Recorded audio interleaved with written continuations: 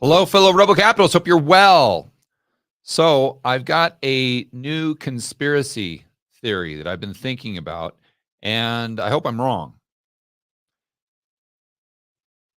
Over the last few years, it seemed odd to me that the global elite and the central planners have made such a push for immigration. Now, I understand that their two main priorities are reducing population and reducing energy use, and I guess I would throw in there, uh, they're all Marxists, so they're central planners. They want to consolidate control, power, and wealth. I think that goes without saying. The whole immigration thing seemed a bit odd, kind of out in right field. But now it's starting to make more sense. Now, this could be what I'm going to share with you right now. Could be coincidence. I hope that it is. But it might not be. And I'm going to go through a couple different stories here and then connect some dots so you guys can give this some thought. I'm not saying this is what's happening. I'm saying, especially in today's day and age, it's something we have to consider. So let's start by going over to, excuse me, marxist.org. And this pretty much sums up their position on a lot of things, or their ideology, if you want to call it that. Destroy the old to build the new. Destroy the old to build the new. And then if we go over to the World Economic Forum's website, it's time to rethink migration. Now, when I was looking this up, I thought that it was interesting, to say the least, that they seem to refuse to use the word immigration. I don't know if they're doing that intentionally because they want to be precise about a definition. I doubt it. I think more likely, and I've done a lot of research on the World Economic Forum, as you guys know, read a lot of their stuff. And my base case would be they're using this word because immigration might be politically incorrect. That may have a negative connotation. But I just highlight this story to show you that this is the push from these global elite. This is the push from the Klaus Schwab types, the George Soros types, the Davos types, if you will. So now what I'd like to do is share a story with you guys that I'm sure you've heard about. And for this, we'll go over, and I'm going to switch up the screen share, and we'll go over to Timcast IRL. And I really enjoy this YouTube channel. I think Tim is great. But let's check out what's going on in Ireland right now, and maybe some comments by someone who I'm a big fan of, and that would be Conor McGregor. They become terrified of their own government. Conor McGregor reacts to Dublin riots after declaring Ireland is at war. For this, he is under criminal investigation. This is how crazy it is. Take a look. Conor McGregor said he does not condone the riots in Dublin, but insisted that a change must occur after a knife attack left 5 people injured, including 3 children. I like how they say 5 people. Just say 3 children. Now, one of the things that I find suspicious, to say the least, is why these people that are pushing for immigration, migration, whatever you want to call it, are just doing it open-ended. Like what happened to the type of immigration or migration where you look at the person and determine whether or not that's someone who is likely to benefit society at large? Now, back when I was growing up, I thought that was kind of the way it worked. And oddly enough, I know in the United States, it's almost the inverse. And I know from personal experience. You guys know that Angie and Joaquin have worked for me for quite some time, going all the way back to 2013. And I brought them to Colombia from Ecuador. And they're my architect, designer, husband and wife team. And they are outstanding citizens, to say the least. They are top shelf. I mean, they're going to church every single Sunday. They've got 3 kids.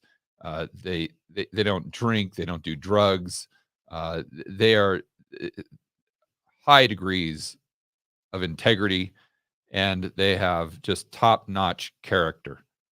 They are the types of people that you would want your kids to grow up to be.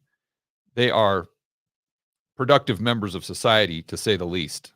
They are the individuals that you would want to come to the United States. They're the ones that would improve everything around them, produce more goods and services, create an environment, hire people. I mean, for heaven's sakes, when I brought them here from Ecuador, they didn't have a pot to piss in. And now they've got 2 huge businesses. They employ probably 20 or 30 people, and they're growing their business. Again, the exact type of entrepreneurial spirit, the exact type of intelligent, ambitious individuals that you would want to come into your country. Now, they have tried to get just a tourist visa to come to the United States well over 10 times, and they get denied every single time. They can't even get a tourist visa. Every single time they get denied. But yet, all these people that are flooding through the border down south are just welcomed with open arms and given all of these freebies and all of these handouts. The people that have zero skills, the people that are only going to the United States because we are giving out those freebies. This is the environment that we face right now in the United States. So it seems very suspicious, to say the least. I don't understand that. You would think that if you did have an immigration policy, if you wanted to have tight borders or whatever it was, or if you wanted to invite more people to come in, that you would be selective about that. But again, we see the complete opposite. And it seems like it's not just the United States. It seems like it's the vast majority of Europe as well. Let's get back to this story. But before we do, I want to remind everyone, and this is not my words, this is going back to Milton Friedman, right? That there's a very simple solution for this. Everyone talks about how the United States was a country of immigrants. And absolutely true, 100%. The difference is we didn't have welfare. So I'm someone that believes we should almost have open borders, almost, but we shouldn't have any welfare. And if you get rid of the welfare, if you get rid of the freebies, if you get rid of all these things, not just for the immigrants, but for society at large, just watch to see the people that will start funneling into your country. It's going to be the Angies and Joaquins. It's not going to be the people who are coming across the border who have no skills whatsoever, or the people that are coming across the border that, like this gentleman in Ireland, are clearly mentally ill. But let's get back to the video. And 2 adults. A 5-year-old girl was left in critical condition after an attack in Dublin on Thursday, November 23rd, which led to violent protests in the Irish capital. I will add, some of the videos of looting, clearly not over immigration. It is a bunch of people just smashing and stealing stuff, and they're saying, oh, they're far right. No, those guys, that's opportunistic. Mm-hmm. We see that happen all the time. But what we are seeing is a lot of the nationalist personalities in Europe pointing out that the indigenous populations of these countries, the white majority and natives to these lands, are actually protesting. They're actually rioting. It's not just in Dublin. We'll get into more details in a minute on France. We'll talk about that in another segment. But even in France, you had, I believe it was an Algerian immigrant threatening they're here to stab white people, and then a teenager was stabbed and killed. Okay, so you guys understand the story. You see the dynamic at play here. Now, I don't know what your opinion is on this, but I also want to point out that this is a very slippery slope. So it's not just the immigration coming in, but it's the response to that immigration, or at least the crazies that are coming in, let's say. It's the response to that. It's the rioting, which is understandable, totally understandable. But it puts society as a whole on a very, very slippery slope. This is what I'm referring to. Let's go right over to Zero Hedge. And unbelievably, this is a You need to quote. reshare your screen.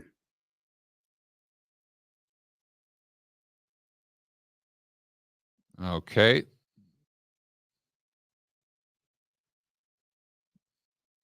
There we go. Getting back to Zero Hedge. This is a quote, believe it or not, from one of these politicians over there.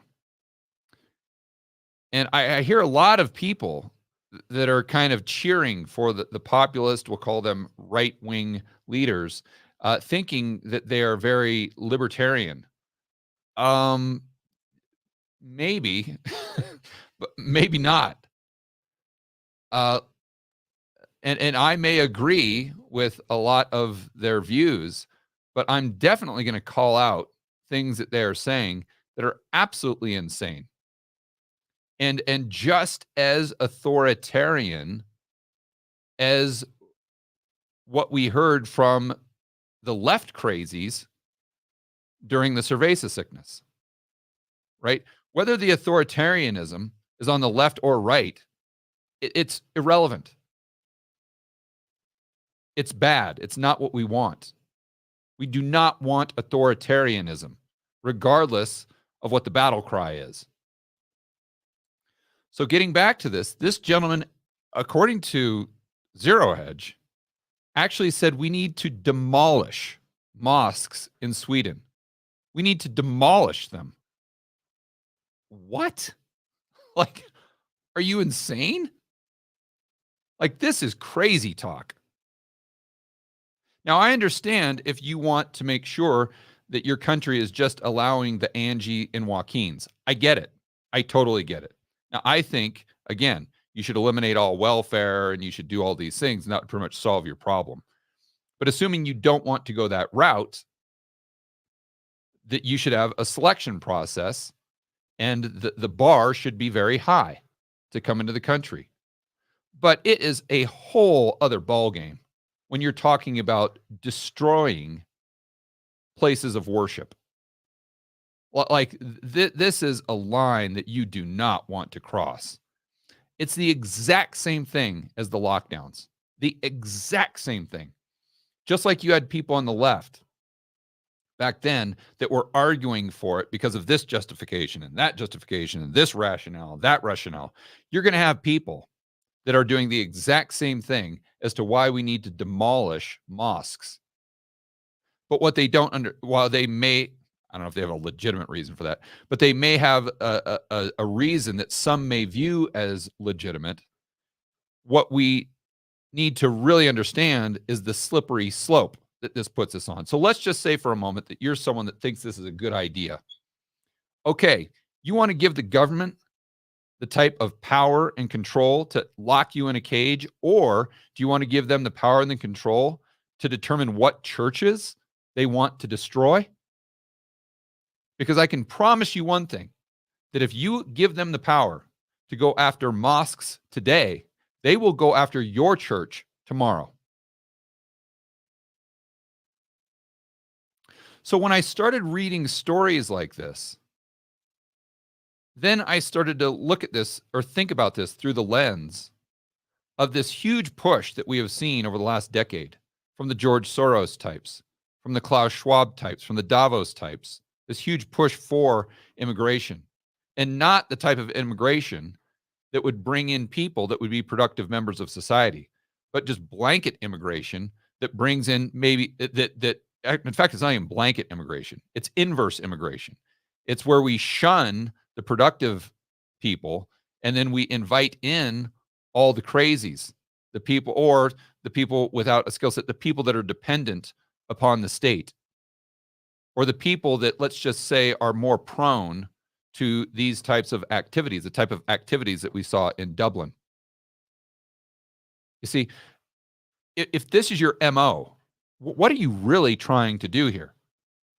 Are you really trying to offer a safe place, for lack of a better term, to all of these refugees that are under extreme conditions at no fault of their own? And we should be very, very compassionate towards and sympathetic. Is that your real motivation here? Or is that just the way you're presenting it?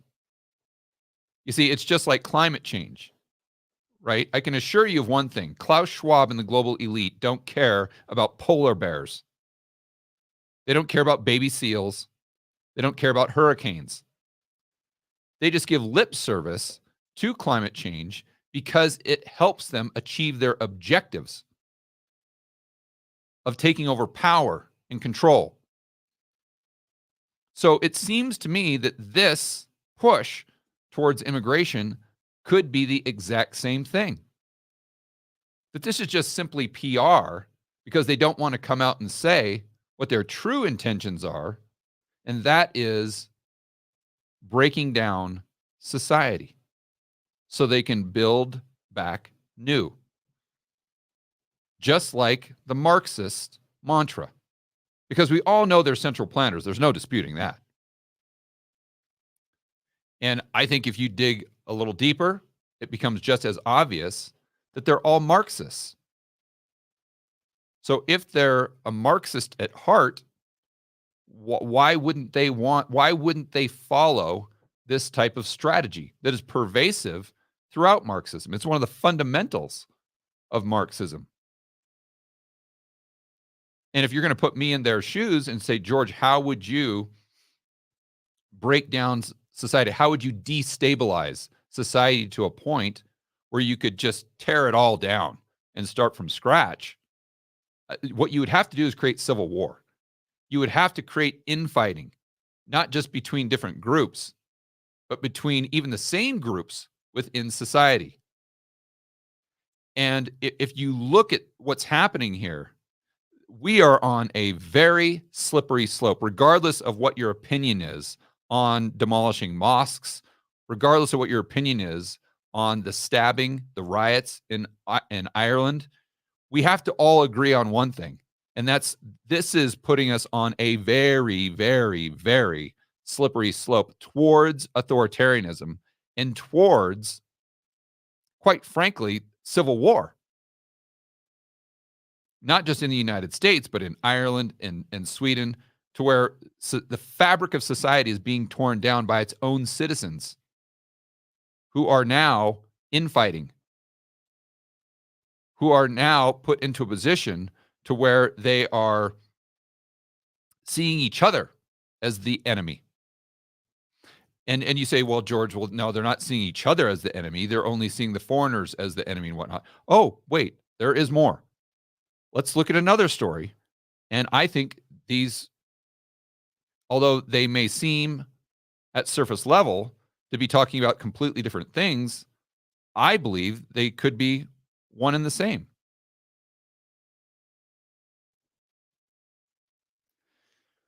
We shift from Ireland and what's happening in Europe and to a large degree here in the United States with immigration. And now let's go over to Seattle, the West Coast. Wall Street Journal, a labor strike over shoplifting. Now, you may say to yourself, okay, George, ha, ha, ha, ha, ha. Well, that's what the liberals get for defunding the police. That's what they get for, doing all these things that have broken down rule of law. And, okay, I get it. I agree. But let's think about this through the lens of destabilizing economy, Marxism, the global elite. Okay. So what we're seeing here is it's not just a labor strike over shoplifting, but it's the unions are now fighting with people that used to be on their team. And again, to a certain degree, I think it kind of serves them right. But on the other hand, I'm like, wait a minute here, wait a minute. Let's fast forward 3, 4, 5 years, and we get to the point where everybody is fighting with one another. It's not just the left that's fighting the right. It's the left that's fighting amongst each other. There's 15 different factions, let's say, of the left, and same with the right, and they're all fighting against one another to the point where society can't even function. So my point here, getting back to Seattle, is and I'm reading, United Food and Commercial Workers, Locals 3000, say Macy is not doing enough to address shoplifting, violent shoppers, and other safety threats to worker and customers. Among evidence, the union points to incident involving Lisa Lewick, a longtime employee of Macy's store 20 miles north of downtown. So she says she would see frequent shoplifting, even occasional violence. The lack of security affects our customers too. But when she called 911, a repeat shoplifter that even law enforcement was familiar with, Macy's suspended her without pay for nearly 3 weeks. So basically, Macy's did this because they want the virtue signal to everyone, saying that, oh no, we're not racist. Oh no, we're not going to call the police. We hate the police too. We think we should defund. This whole narrative that we see spring up in the left behind the Black Lives Matter movement or whatever it is, right? They want to pander to this audience. But what they're doing effectively is they're pissing off the union, which is also on the far left, because they're, if you want to believe them, they're trying to stand up for their employees. So it gets to the point where the unions on the left are fighting with the virtue signalers on the left as well. Just like we're seeing the people in Ireland start fighting amongst one another. And just like we are seeing these politicians start, again, it's hard for me to even believe the guy said that, but to literally start demolishing places of worship. I mean, that should be one of the fundamentals of modern society, is freedom of religion, for heaven's sakes. And if you want to argue that a mosque is kind of a hotbed for things that are counterproductive for Western values, that look, you can't, that now you're going down the path like Minority Report. You're trying to prevent crime by prosecuting someone for a crime before they even commit it, and then justifying. Well, you can't do that. You cannot do that. You've got to wait until someone commits a crime. They're not guilty of a crime until they commit the crime, for heaven's sakes.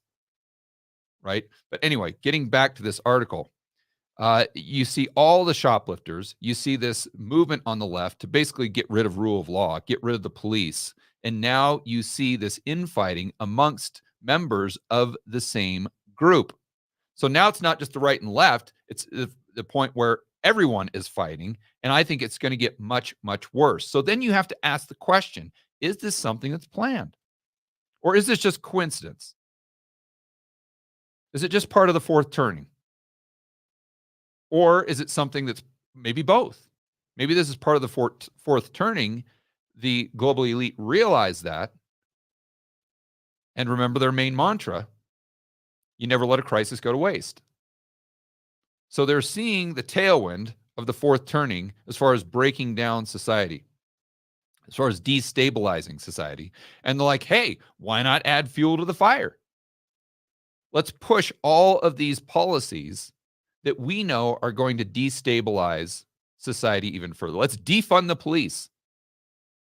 Let's do inverse, we'll call it inverse immigration, because it's the inverse of what you would want. Let's keep out all the good people, or the qualified people, the very productive people. Let's bring in the people that are crazies with no skill set. And let's push this, and let's just sit back. Let's create this powder keg, and then let's light the fuse and see what happens. Well, we know what's going to happen. And that goes right back to the first website that we went over. You're going to destroy everything that was built in order to build again new in some sort of Marxist utopia.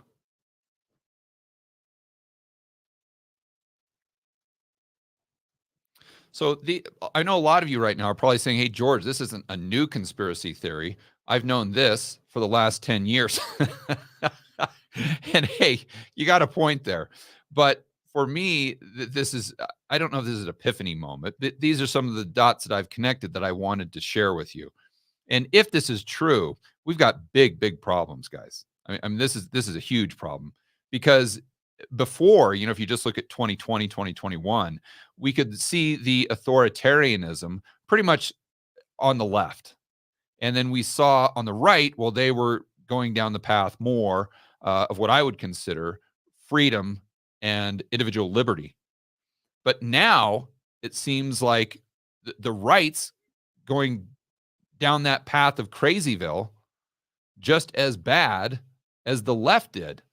And what happens when you go full circle? Where now, whether you're on the right or left, you're pushing towards bigger government, more central planning, and more authoritarianism for what you deem, and I'm not talking about the rebel capitalist community, but society at large, what they deem to be perfectly legitimate concerns.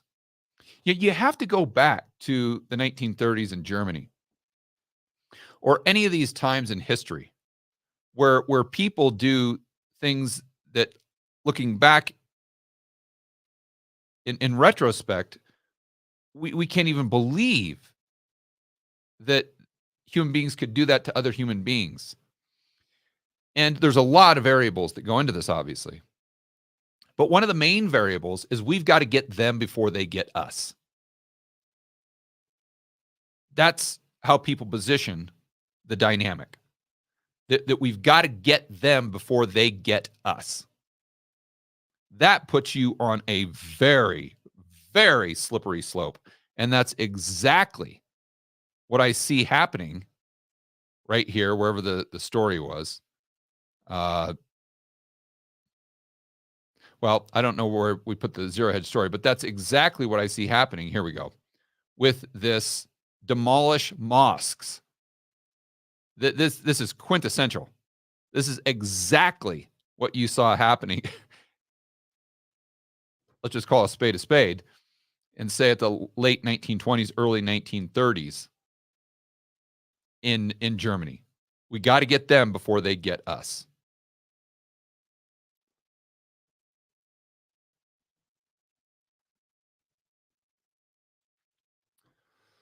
All right, guys, some scary stuff here for sure. We'll definitely have to pay attention to this. Hopefully I'm completely wrong, and hopefully this is just total coincidence. But if we see, but regardless, even if it is coincidental, if we see the left and right continuing down this path towards totalitarianism and authoritarianism, we need to stand up and say, hey, this is wrong, regardless of what political party is pushing this. All right, enjoy the rest of your afternoon. As always, make sure that you're standing up for freedom, liberty, free market capitalism. We'll see you in the next video.